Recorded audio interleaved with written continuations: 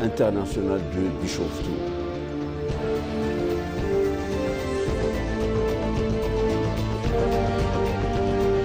Le projet d'aménagement des berges en cours de réalisation dans la capitale est un projet qui concrétise une vidéo novatrice en matière de développement et de construction.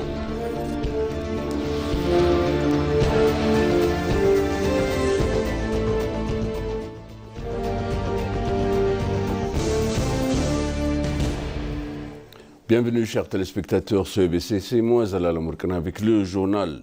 Le Premier ministre Abiy Ahmed a officiellement lancé les travaux de construction de l'aéroport international de Bishoftu, un projet d'envergure nationale appelé à accompagner la croissance rapide du secteur aérien éthiopien et l'expansion internationale d'Ethiopian Airlines.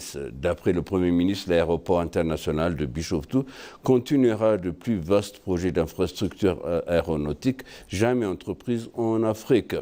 Implanté à environ 40 km au sud-est d'Addis Abeba, une altitude de 1910 mètres, l'aéroport de Bishoftu bénéficiera de conditions géographiques favorables à l'exploitation aérienne et à la gestion efficiente des flux de passagers, qu'ils soient en transit et à destination de la capitale.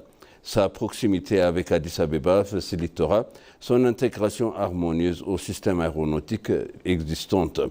La première phase du projet prévoit une capacité annuelle pouvant atteindre de 60 millions de passagers. À terme, une fois l'ensemble des infrastructures achevées, l'aéroport devrait être en mesure d'accueillir jusqu'à 110 millions de voyageurs par an, popularisant ainsi de l'Éthiopie au rang du plus grand pôle aéronautique mondial, a conclu le Premier ministre Abiy Ahmed.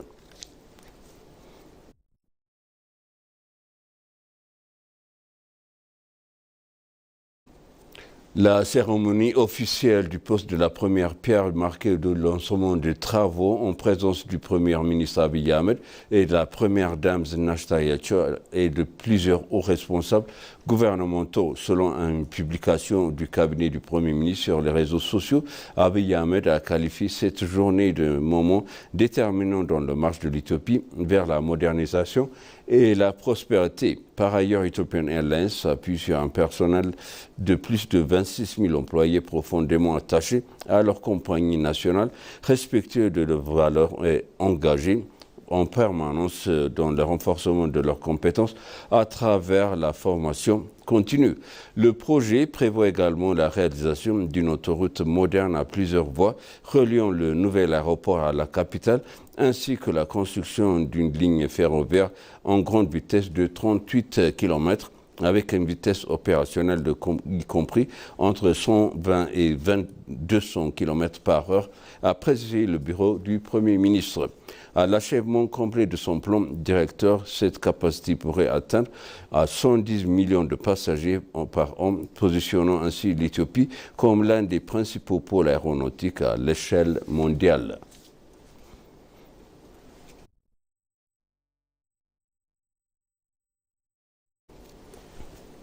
Le Fonds norvégien de développement a exprimé sa reconnaissance pour les efforts soutenus de l'Éthiopie en matière de conservation du sol et de l'eau, estimant qu'il constitue une avance majeure pour l'initiative nationale pour un patrimoine vert GLI. Dans une déclaration exclusive avec l'ENA, Sisay Kassaon, responsable du programme au sein du fonds, a souligné que les pratiques de conservation durable mises en œuvre par le pays contribuent à corriger des décennies de dégradation environnementale résultant de la déforestation et d'une gestion inadéquate des terres. Ces actions favorisent la collecte des eaux de pluie, limitent l'érosion et permettent la restauration de terres dégradées en surface agricole productive.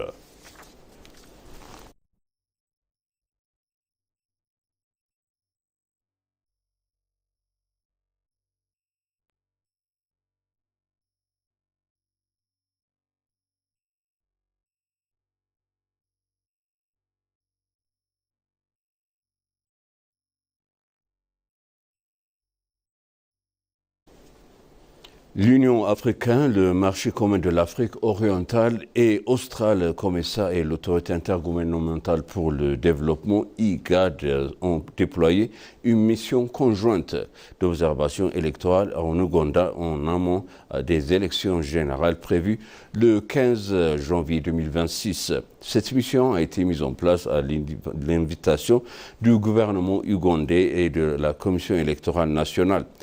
Elle est conduite par l'ancien président nigérien Goodluck Jonathan avec l'appui de l'ambassadeur Shamsuddin Ahmed Robel pour le COMESA et du commandant Abebe Mouluner Beyener, représentant de l'IGAD. Au total, 84 observateurs de court terme issus de 27 pays africains ont été déployés à travers l'ensemble des régions du pays, a indiqué à l'ENA. L'évaluation du processus électoral s'appuiera sur le cadre juridique national de l'Ouganda ainsi que les instruments régionaux et internationaux pertinents dans la déclaration de l'OUA et de l'Union africaine sur les principales registrants des élections démocratiques, la Charte africaine de la démocratie, des élections de la gouvernance, GADEG, et la déclaration des principales pour l'observation internationale des élections.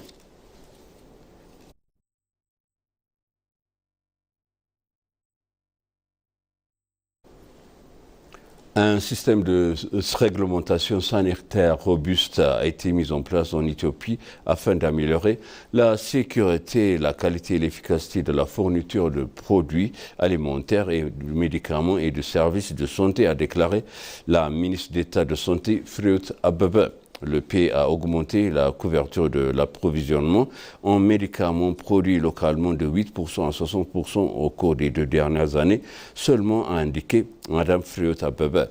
La ministre d'État a précisé qu'une réglementation sanitaire robuste améliore non seulement la qualité des médicaments et des équipements médicaux nationaux, mais permet également de réaliser des économies de devises. Par conséquent, la ministre a élaboré une stratégie de tourisme médical afin d'exploiter le potentiel inexploité de ce secteur. Le ministre d'État a insisté sur l'importance d'amélioration de la coordination institutionnelle et l'infrastructure numérique accessible à tous les établissements de santé.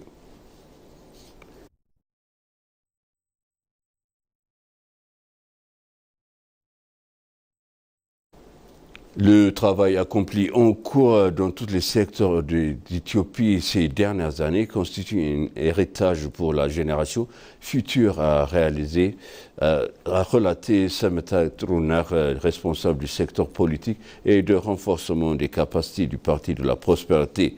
Un forum consacré à l'évaluation de la mise en œuvre du plan semestriel et aux orientations futures, réunissant les responsables du secteur politique et le renforcement des capacités du Parti de la Prospérité de toutes les régions, se tient actuellement à Bardar. S'exprimant lors de ce forum, Dr Samad Rouna a affirmé que le travail accompli est en cours dans tous les secteurs de l'Éthiopie ces dernières années, constitue un héritage pour les générations futures. Le chef de la branche régionale d'Amara du Parti de la Prospérité, Ato Yirga Sissaï, a affirmé que la région avait surmonté les problèmes de sécurité et s'était engagée sur la voie d'une paix durable et d'un développement global.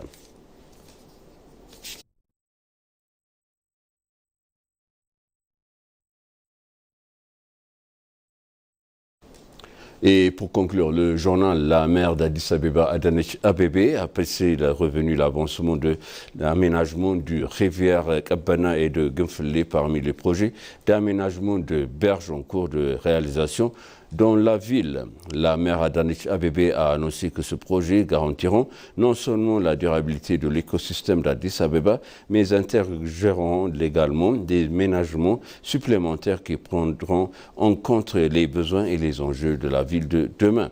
La maire Adanesh Abebe annonçant que la construction du projet d'aménagement des berges longues de 48 km et couvrant 8 grands fleuves d'Addis Abeba est presque terminée, a remercié les responsables coordonnant le chantier, des ouvriers et les habitants pour leur continu soutien.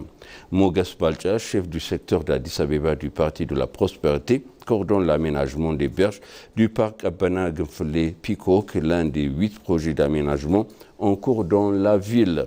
Il a été exprimé que le développement en cours de longue fleuve Abana, qui prend sa source dans son mont Ntoto à travers la ville, offre un service supplémentaire et de possibilités de génération de revenus au-delà de simple conservation des ressources en eau.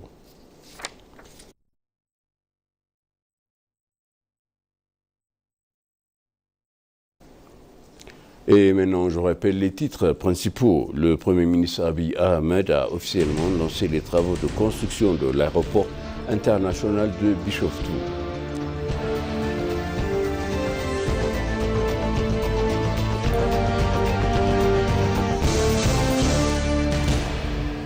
Le projet d'aménagement de berges en cours de réalisation de la capitale est un projet qui concrétise des idées novatrices en matière de développement et de construction. Chers téléspectateurs, sachez le journal, c'était moi Zala Lamorkana avec vous et suite une reçue de programme et bon week-end.